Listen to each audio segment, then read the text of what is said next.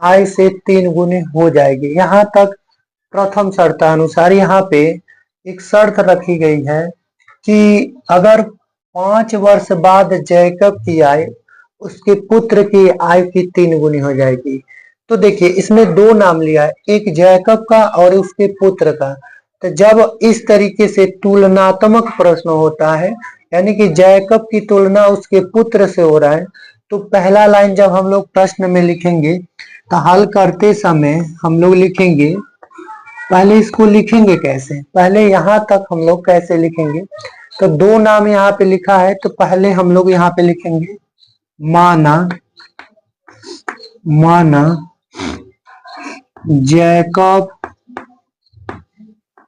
माना जैकब की वर्तमान आयु x वर्ष है। माना जैकब की आयु कितना है, x वर्ष है। अगर जैकब की आयु x वर्ष होगी तो उसके पुत्र की आयु y वर्ष होगी। तो हम यहाँ लिख देंगे तथा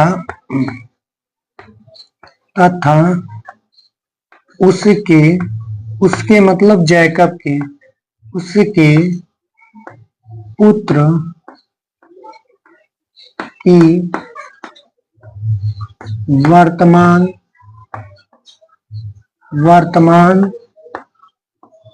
आयु y वर्ष है। इतनी बात हम लोग लिख लेंगे।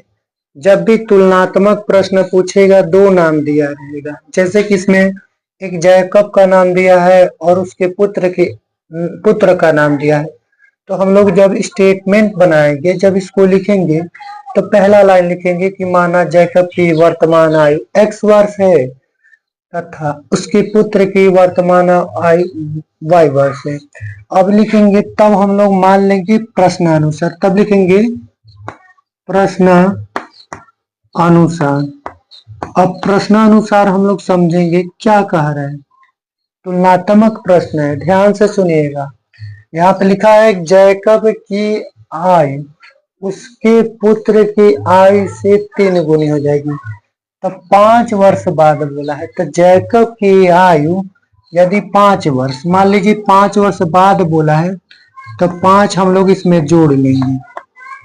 अगर जैकब की आयु 5 वर्ष बाद बढ़ेगी, अगर मान लीजिए जैकब की आयु 5 वर्ष बाद इसमें इसकी उम्र बढ़ रही है, इसकी पुत्र की भी उम्र बढ़ेगी, तो 5 वर्ष बाद उसके पुत्र की भी आयु क्या हो जाएगी, अधिक हो जाएगी।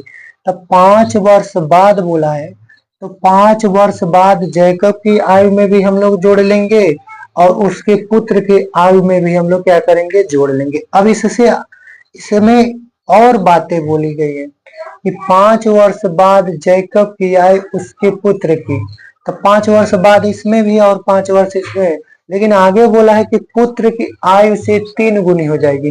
तब पुत्र की आयु से 3 गुनी हो जाएगी, तब पुत्र की आयु में हम लोग 3 से गुणा कर लेंगे। 3 गुनी बोला है तो पुत्र की आयु में बोला है 3 गुना हो जा रहा है, तो 3 से इसमें गुणा करके एक समीकरण बना लेंगे। यहाँ लिखेंगे x + 5 = पहले इसका गुणा होगा 3y + 3 × 25 15 हो गया।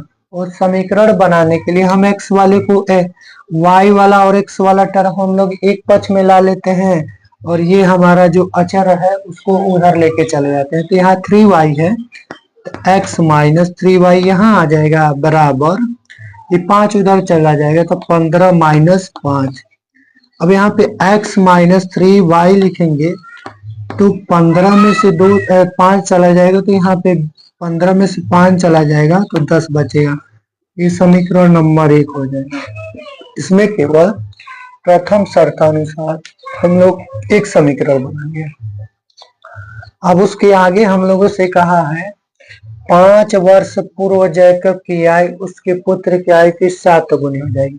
अब 5 वर्ष पूर्व अगर पूछा है, पूर्व मतलब पहले, तो पूर्व कहता है तो 5 वर्ष से पहले अगर इसकी आयु घटेगी, जैकब की आयु यदि 5 वर्ष से पहले उसके पुत्र की आयु के 7 गुनी थी, तो पुत्र की आयु में भी अगर घटेगा तो उसके उसके उसके अगर जैकब की आयु 5 वर्ष पूर्व कम होगा तो उसके पुत्र, लेकिन पुत्र में कहा है 7 गुनी हो जाएगी, तो क्या बनेगा x-5। 5 वर्ष पूर्व पूछा है तो 5 वर्ष पूर्व जैकब की आयु में भी कम करेंगे और उसके पुत्र में, तो y उसका पुत्र है, y माना गया है पुत्र को, ठीक है। तो y में से 5 को घटाएंगे और इसके उम्र के क्या गुना 7 गुना, तो 7 से यहाँ गुणा करके ये हम द्वितीय शर्त अनुसार इसको क्या करेंगे 7y और -7 बचे कितना आ जाएगा 35, ठीक है। अब क्या करेंगे इसको और हल करेंगे तो ये वाला इधर आ जाएगा, तो यहाँ लिखेंगे x -7y को इधर लाया जा रहा है, 7y ये माइनस में हो जाएगा इक्वल टू, यहाँ पे -35 है और ये माइनस उधर जा रहा है तो प्लस में हो जाएगा 5। अब इसको हल करेंगे तो x -7y बराबर ये -30, ये समीकरण नंबर 2 हो गया, समीकरण नंबर 2। इस तरीके से दूसरा शर्त भी इसमें हो गया। अब हम लोग क्या करेंगे इसमें x का मान निकालेंगे और y का। x का मान निकालेंगे तो जैकब की वर्तमान आयु निकलेगा और y का निकालेंगे तो उसका पुत्र का। तो x y का मान कैसे निकालते हैं, ये तो हम यहाँ से इसको प्रतिस्थापन विधि से हल करते हैं और नहीं तो विलोपन विधि से। अगर मान लीजिए यह पहला समीकरण है, हम इसको प्रतिस्थापन विधि से हल करेंगे तो 3y को उधर ले जाएंगे। यहाँ पहले समीकरण को हम चलिए तीसरा समीकरण बना रहे हैं और प्रतिस्थापन विधि से हल कर रहे हैं, तो यहाँ लिखेंगे x बराबर 10 + 3y, ये हो गया समीकरण नंबर 3। हम प्रतिस्थापन विधि से हल करेंगे तो पहले समीकरण को तीसरा समीकरण बनाएंगे, तो x को इधर ही रहने देंगे और -3y को उधर लेके चले जाएंगे। अब क्या करेंगे, यही x का मान समीकरण 2 में क्या करेंगे प्रतिस्थापन कर देंगे, तो यहाँ लिखेंगे समीकरण, ये x का मान समीकरण 3 में है तो x का मान समीकरण 3 का मान समीकरण 2 में प्रतिस्थापन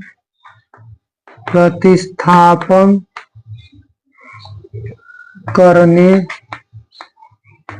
पर, चलिए हम लोग कैसे कर रहे हैं यहाँ पे प्रतिस्थापन करने पे, तो जो यहाँ x का मान आया है वो हम लोग यहाँ पे भर देंगे। x का मान जो है 10 + 3y है, तो समीकरण 2 में प्रतिस्थापन करेंगे, मतलब x के जगह पे लिखेंगे 10 + 3y और उसके आगे -7y है और बराबर में -30। अब इसको हल करेंगे तो ये इसको घटाएंगे तो -4y हो जाएगा, +3y और -7y घटाएंगे तो -4y और ये रहा -30 और +10 उधर जाएगा तो -10 हो जाएगा, ये रहेगा -4y और जब इसको माइनस में जोड़ेंगे तो माइनस हो जाएगा 40, ये माइनस कट जाएगा तो y का मान आ जाएगा 40/4। तो y को काटेंगे तो ये हो जाएगा y बराबर 10, यानी कि 4 से 40 में भाग देंगे तो 10 आ जाएगा। अब यही y का मान समीकरण 3 में भर देंगे तो ये y का मतलब उसके पुत्र की आयु आ गया। अब यही y का मान हम समीकरण 3 में भर देंगे तो जैकब की वर्तमान में आयु आ जाएगा। यहाँ लिखेंगे y का मान समीकरण 2 में रखने पर, तो y का मान समीकरण 2 तो 2 है, ये है, यहाँ पे लिख लेंगे। यहाँ पे 2 समीकरण जो है यहाँ पे लिखेंगे x -7 y बराबर -30, ठीक है। अब यहाँ पे भरेंगे तो x -7 गुणे y के जगह पे कितना भरेंगे 10 बराबर -30, तो यहाँ पे इसको हल करेंगे तो x माइनस सही हो जाएगा 70 बराबर -30, तो x बराबर हो जाएगा -30 + 70, तो x बराबर हो जाएगा हमारा 40 वर्ष, ये हो जाएगा 40 वर्ष, ये हो जाएगा 10 वर्ष। यानी कि इस तरीके से जब हम हल करेंगे तो आयु पे आधारित प्रश्न हल हो जाएगा। तो इस वीडियो के अंतर्गत हम लोग इसी तरीके से सीखेंगे। नेक्स्ट वीडियो में हम लोग इसी तरीके का प्रश्न हल करेंगे। क्योंकि अभी यह हमारा पहला प्रश्न है, अब हम फिर से एनसीईआरटी पैटर्न पर आयु पे आधारित प्रश्नों को हल करेंगे। ठीक है, इस तरीके से हम लोग आयु पे आधारित प्रश्नों को